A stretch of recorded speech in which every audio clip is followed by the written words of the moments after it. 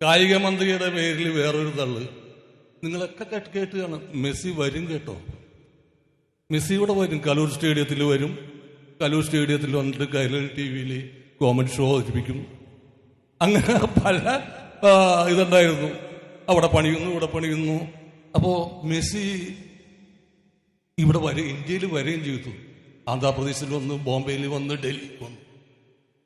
അപ്പൊ ഞാൻ മെസ്സിനോട് ചോദിച്ചു, മെസ്സി എന്താണ് കാരണം? താൻ ബോംബെയിൽ വന്ന്, ഹൈദരാബാദിൽ വന്ന്, ഡൽഹിയിൽ വന്ന്, ഞങ്ങളുടെ കേരളത്തിൽ വരാൻ എന്താണ്? അപ്പൊ അദ്ദേഹം എന്നോട് പറഞ്ഞു, ചേട്ടാ വേറൊന്നും വിചാരിക്കരുത്, കേരളീയരോട് ഒരു ദേഷ്യമില്ല.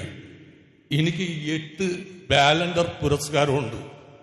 ബാലൻഡർ പുരസ്കാരം അറിയാലോ, ലോകത്തിലെ ഏറ്റവും മികച്ച ഫുട്ബോളർക്ക് കൊടുക്കുന്ന പുരസ്കാരമാണ്. അത് 8 സ്വർണ്ണ പന്തുകളാണ്. അയ്യപ്പസ്വാമിയുടെ സ്വർണം കെട്ട യോമാരി എന്റെ ബാലൻഡർ പുരസ്കാരം വെറുതെ വെക്കുമെന്ന് ചേർന്ന് തോന്നുന്നുണ്ടാ? അങ്ങനെയൊക്കെ ചെയ്യാൻ ചേട്ടാ മറ്റാരുണ്ട് LDF അല്ലാതെ?